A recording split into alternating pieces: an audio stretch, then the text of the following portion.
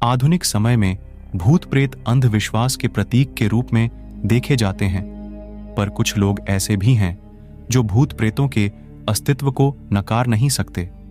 कुछ लोग जिन्हें भूत प्रेत पर पूरा विश्वास होता है, वे भी इन आत्माओं के अस्तित्व को नकार जाते हैं, क्योंकि उनको पता है कि अगर वे किसी से इन बातों का जिक्र किए तो सामने वाला भी, चाहे भले इन बातों को मानता हो, पर वह यही बोलेगा, पढ़े लिखे होने के बाद भी आप ये कैसी बातें कर रहे हैं। और इस प्रश्न का उत्तर देने और लोगों के सामने अपने को गंवारू समझे जाने से बचने के लिए लोग इन बातों का जिक्र करने से बचते हैं।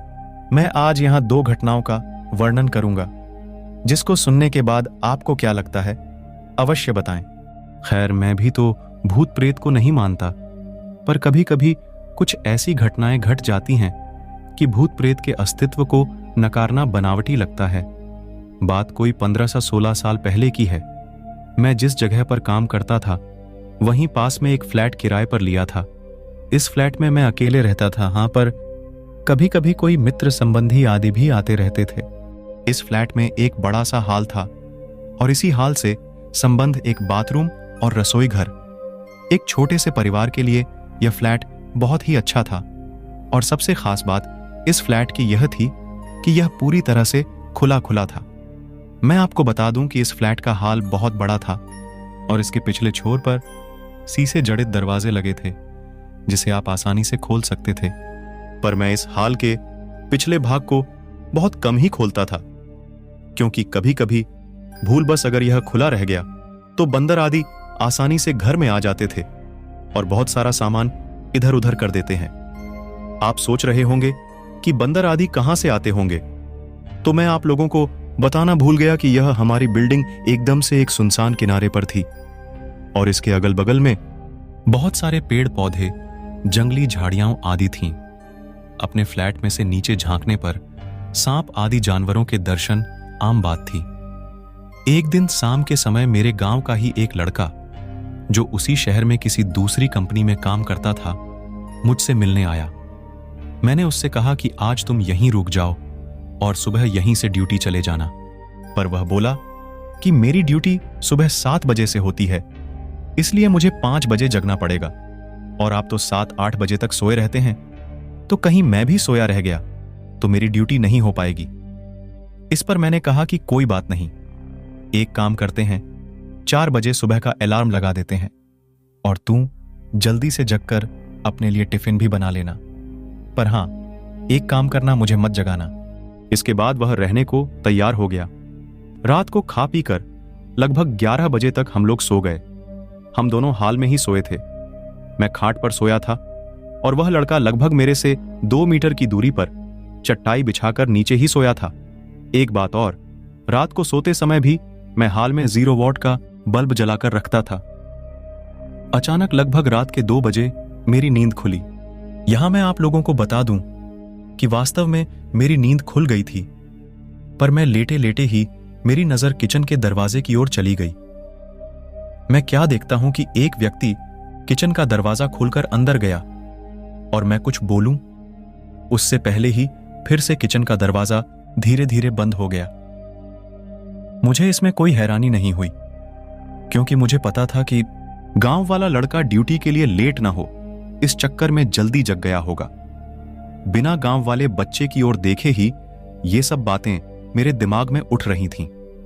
पर अरे ये क्या, फिर से अचानक किचन का दरवाजा खुला और उसमें से एक आदमी निकलकर बाथरूम में घुसा और फिर से बाथरूम का दरवाजा बंद हो गया।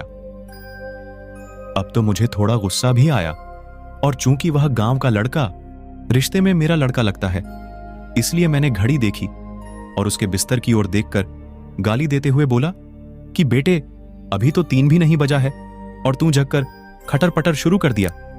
अरे ये क्या। इतना कहते ही अचानक मेरे दिमाग में यह बात आई कि मैं इसे क्यों बोल रहा हूं, यह तो सोया है। अब तो मैं फटाक से खाट से उठा और दौड़कर उस बच्चे को जगाया। वह आंख मलते हुए उठा, पर मैं उसको कुछ बताए बिना सिर्फ इतना ही पूछा कि क्या तू 2-3 मिनट पहले जगा था? तो वह बोला नहीं तो, और वह फिर से सो गया। अब मेरे समझ में कुछ भी नहीं आ रहा था। मैंने हाल में लगे ट्यूब को भी जला दिया था। अब पूरे हाल में पूरा प्रकाश था और मेरी नजरें अब कभी बाथरूम के दरवाजे पर तो कभी किचन के दरवाजे पर थीं। पर किचन और बाथरूम के दरवाजे अब पूरी तरह से बंद थे। अब मैं हिम्मत करके उठा और धीरे से जाकर बाथरूम का दरवाजा खोला। बाथरूम छोटा था और उसमें कोई नहीं दिखा। इसके बाद मैं किचन का दरवाजा खोला और उसमें भी लगे बल्ब को जला दिया, पर वहां भी कोई नहीं था। अब मैं क्या करूं? नींद भी एकदम से उड़ चुकी थी। इस घटना का जिक्र मैंने किसी से नहीं किया। मुझे लगा यह मेरा वहम था और अगर किसी को बताऊंगा तो कोई मेरे रूम में भी शायद आने में डरने लगे। इस घटना को बीते लगभग 1 महीने हो गए थे और रात को फिर कभी मुझे ऐसा अनुभव नहीं हुआ। एक दिन मेरे गांव के 2 लोग हमारे पास आए। उनमें से एक को विदेश जाना था और दूसरा उनको छोड़ने आया था। वे लोग रात को मेरे यहां ही रुके थे। उस रात मैं अपने एक रिश्तेदार से मिलने चला गया था और रात को वापस नहीं आया।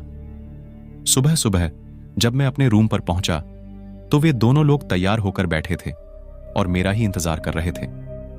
ऐसा लग रहा था कि वे बहुत ही डरे हुए और उदास हों। मेरे आते ही वे लोग बोल पड़े कि अब हम लोग जा रहे हैं। मैंने उन लोगों से पूछा कि फ्लाइट तो कल है, तो आज की रात आप लोग कहां ठहरेंगे? उनमें से एक ने बोला, रोड पर सो लेंगे, पर इस कमरे में नहीं। अरे, अब अचानक मुझे 1 महीना पहले घटित घटना याद आ गई।